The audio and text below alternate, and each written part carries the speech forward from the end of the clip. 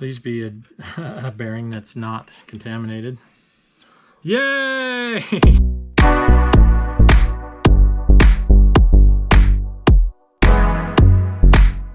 What's happening? Good evening. Welcome to the channel. Welcome back to T's Good Times Garage. I'm your host, T. You may see somebody in the background. Co-host. Co-host? Wow, he's promoting himself. Oh yeah. Riley, the co-host. Riley's out in the garage with me. And he's a hard-working guy. You know, he's got lots going on. But he dedicated a few minutes of time to come out into the garage to do a few things. And after he takes a nap, you good? Mm-hmm. It's past Riley's bedtime, apparently. Riley's out in the garage to help me on some things. Riley's going to help me take the hood off the Charger, so over the next couple of days I can start working on getting this 440 Tour out so we can get the Moho motivator plugged in. But there's another reason he's out here, and it has everything to do with this 383, which we do not have a name for yet. We are brainstorming. I've hit my head against the wall a few times trying to come up with some inspiration. And the only thing that's come to mind so far, now I'm going to run this by you, the 383 Magnum Opus. Now, I don't know how cool that sounds. It's kind of clever, you know, if you're a scholarly type. Or, you know, since it's going in Daryl the Duster, maybe it could be Daryl's dime piece. That's a good one. Maybe, I don't know. We're going to brew on that because I'm not sold on either of those at the moment. If you've got any great ideas for a 383 name, why don't you message those to me? We're going to start digging into this 383 a little bit and try and figure out a little bit more about what we actually have. I've warned Riley that this is a family show.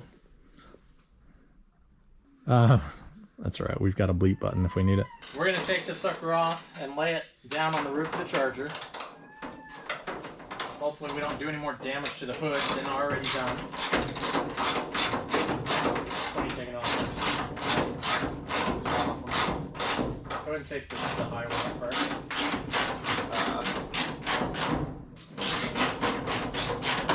There isn't a high one. Wow. Apparently we only have one bolt on that side. That's fine. That's fine. Believe me, that's not the only reason it sits right there. This hood is seriously out of whack. Hopefully mostly just alignment. But it has seen some days.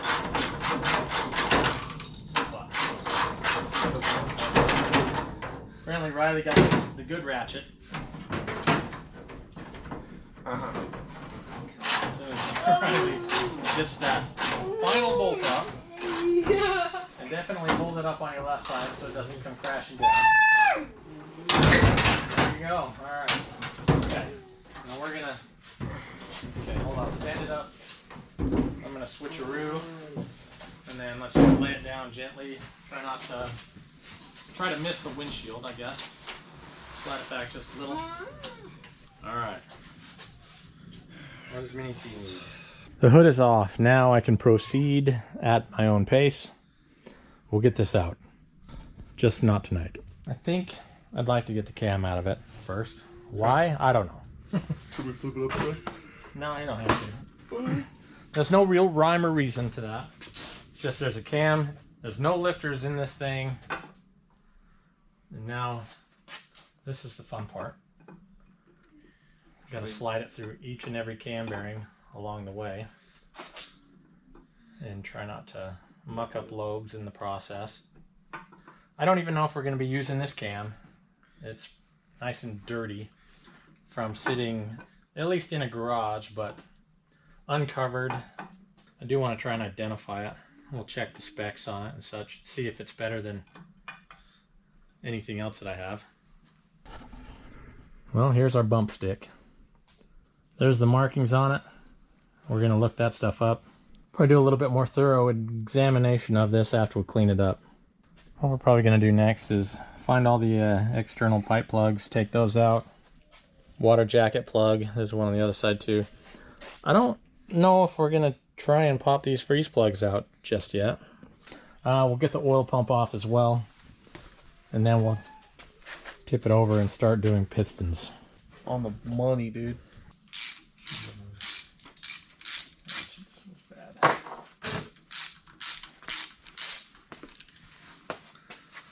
Got Riley popping off the oil pump. There is no oil pump drive gear in this engine, so it's something we're gonna have to source. I'm gonna start popping out pipe plugs. We've got a lot of oil passages and stuff to clean out.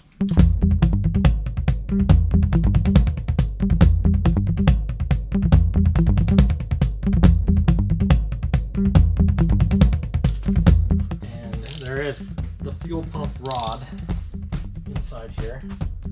Kind of appears like I'm tightening that. Seems like the second video in a row I've done that. If you tighten enough, it starts to loose that way too. Put that over there in the pile. Here's the fuel pump push rod. This will go back in it. I do suspect that this engine had been rebuilt at some point. I don't feel a ridge at all. Obviously there's a little bit of gunk from time and sitting and whatnot. And from the underside, these pistons looked really shiny, like aftermarket even. And so Riley's been scrubbing off the part number on these flat top pistons. Let's see what we got there.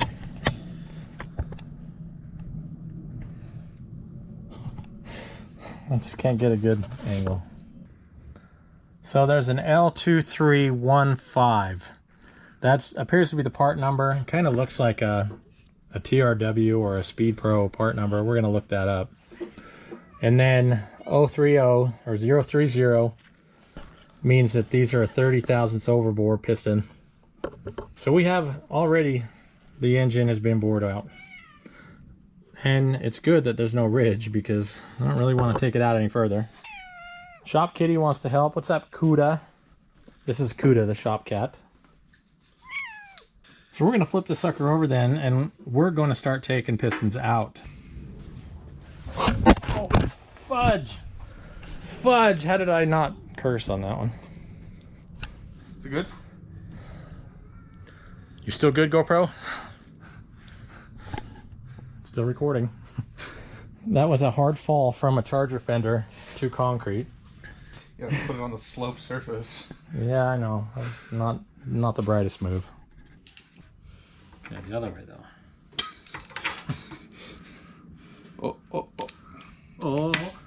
Oh, and he's dropping tools. And I know we could use air tools on this, but I like to see Riley grimace. We're gonna give the cap just a little tap, tap, taparoo. Just try and break that seal loose. Oh, slide that out. bloody. And the bearing didn't come out with it. We're gonna put some rubber hose over the rod ends at least. Push back down just a little bit to kind of center that in the bore. So you be there to you play catcher. Okay, just take it out nice and easy as you work it past till you get to the hose. Here's cylinder number 1 rod bearing. Does look like it's had a little bit of contamination inside of there, a little line down it. I don't think I'll put those back in it though. It depends on how much new bearings are, right?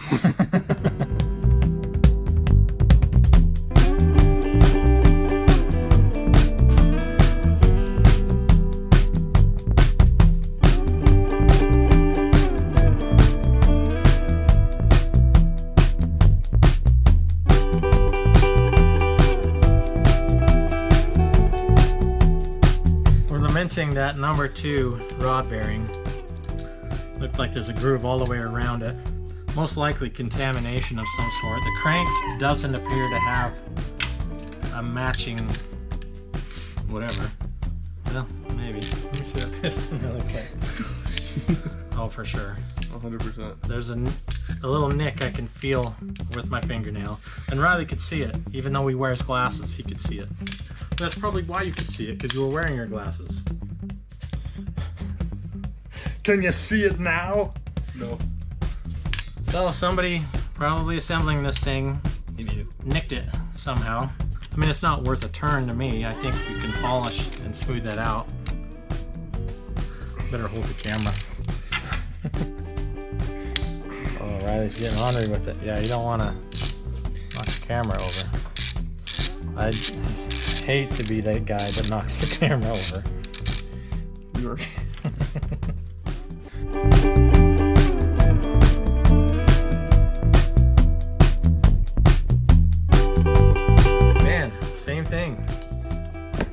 another scratch in the crank. I mean, it's a really nice line. It's almost like they machined an oil groove in it, but there's definitely a little nick on the crank that I'm going to hope polishes out. I mean, this crank's already 20 under. Let me check this bearing for age. 1084. So maybe this engine was rebuilt 40 years ago. Lovely. It doesn't have a lot of mileage on it. It can't. I don't remember what the spec is on that.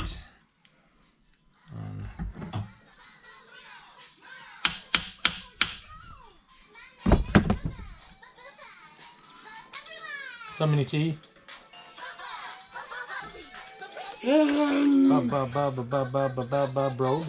Brody. There you go, buddy.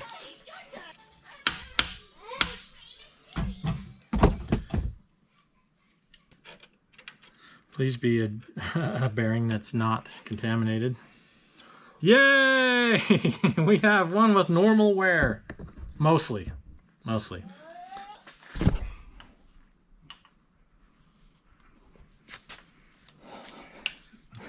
Yes, we dropped the camera again. In the meantime, we got number 4 piston out. So far, the best looking bearing of them all. Extreme close up on cylinder number 5. Riley has loosened the rod cap bolts and is now trying to free the cap from the rod. He's looking down the fairway at the rod.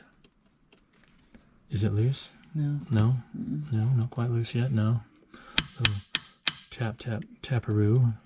What's the matter, rod cap? Don't you want to go back to your home? I think that is its home, actually. Don't you want to leave your home? It's in there, man. It's in there.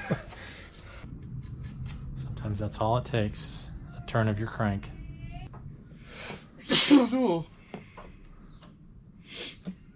Some little lines in there.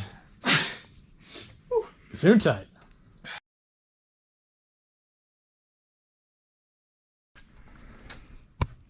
Looks like the last time this was rebuilt, it was also a budget build.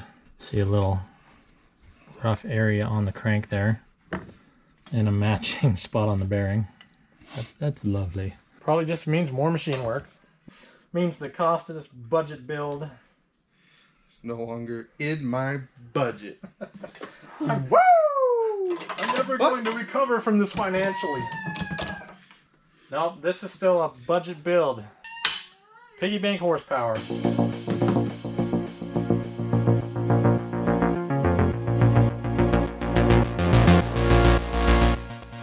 part of thinking on the rod bolt is you could potentially knock the rod bolt out.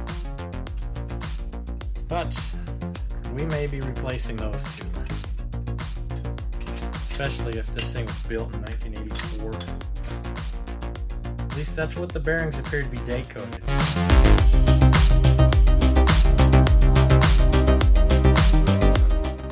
One of the better looking bearings. And that's not saying a whole lot. Number 7.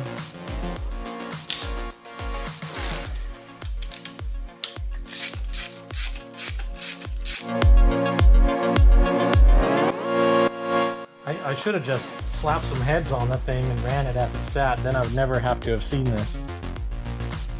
It ran like this. Obviously, it had to have run like this for a while.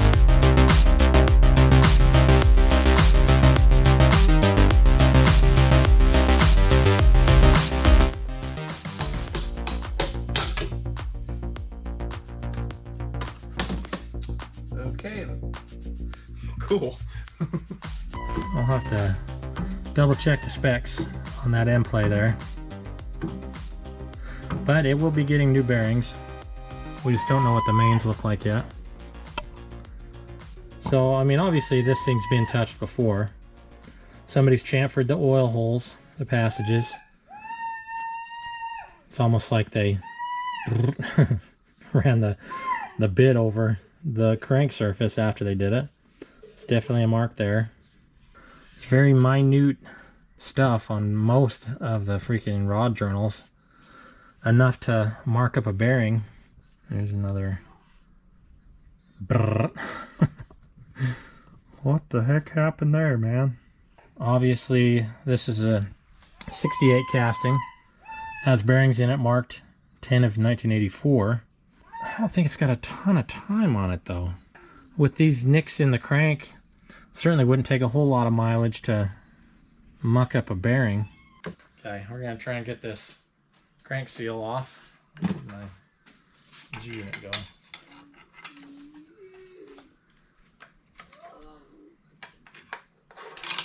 We can use the impact if you want on these.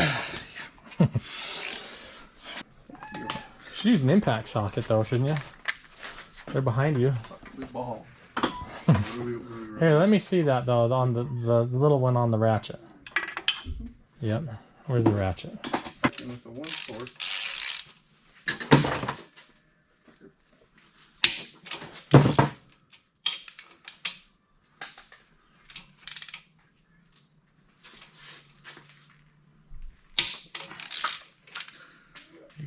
I'm gonna have these all off before you get over here.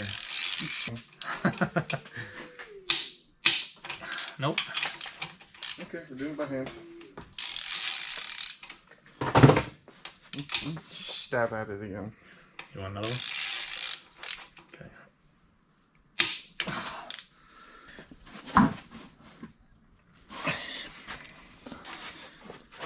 Who's going left?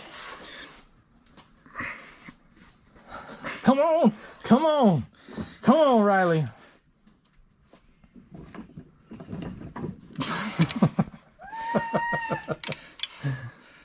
Alright, you can use the impact on the last one.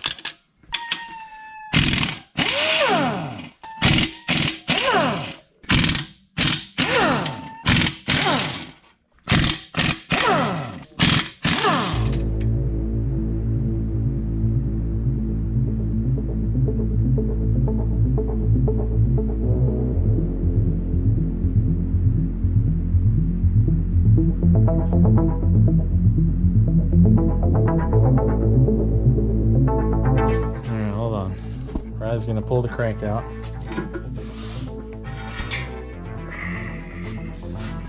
So I know this engine ran. I don't know what it made for oil pressure or anything like that. I've seen worse bearings, and it probably would have ran if we'd slapped heads and stuff on top of it and tried to start it, and I can feel that. I don't know what that is. This one. What are you feeling? Do I want to know? Come feel it. Dang it. Yeah, that one you can really tell. Yeah, I'm number one.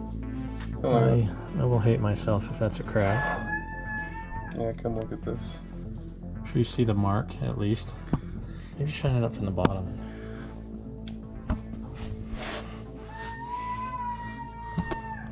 I don't know. It's kind of weird. It's almost like it's in the casting. With that little line that goes down. So the budget build, the list of parts is adding up. We're definitely into bearings, rod and main. The crank's gonna need a little help. A polish at a minimum. Couldn't believe how many scuffs, you know, and marks on the bearings dug in some spots. We're gonna look into this camshaft and see what that's got going on. And this crank, it's already 20 under. So we're still working on that. I have a minimal piggy bank that we can open up for this, and that's where we're trying to be. Operation Save the Crank is underway. And then this camshaft, we're going to find out what it is. If it's good, we'll retain it, we'll use it. So I'm pretty sure it's aftermarket. And if it's not, I do have a purple shaft, one of the smaller ones, the 484 lift purple shaft. Well, we have to buy lifters in either case. Might we be buying a cam? Potentially. I'm pretty sure Riley had a good time tearing things down with me. He is no longer out in the garage. We got the crank out. He dipped. He said, yeah, you do the sign off. All right, I'll do it. I'll do it. Thanks to Riley, though, for being out here in the garage helping out. This does hopefully benefit his car. Daryl, the duster. Stick around, though, guys. There'll be more of this. This is officially part 1. We'll call it part 2 because we did introduce the engines in the previous video. Part 2 of the Piggybankhorsepower budget build-off. Make sure you tune in to the other channels. I'll put everybody's channel name or in the description so you can go and check out what they've got going on. The list of participants thus far: Johnny Mopar, Muscle City Madness, Just Mopar Joe, Sorta Stock Mopars, Road Hard Restorations, Tall John's Fun Shop, Dutch Guy's Garage, and Duster 70 TX. Check them out, guys. If you haven't subscribed to those guys, you're going to want to. They're all cool Mopar guys. And as you can see, there's a lot of stuff to do here in P's Good Times Garage. Got the Moho motivator to get into the Charger so I can just drive that this summer. That's all I want to do. And then, of course, the budget builder, Piggybankhorsepower, right here, eating up those dollars. Appreciate you watching. If you haven't subscribed here, I'd appreciate that. That would be fantastic. Thank you very much. You guys take care, and we'll see you on the next one.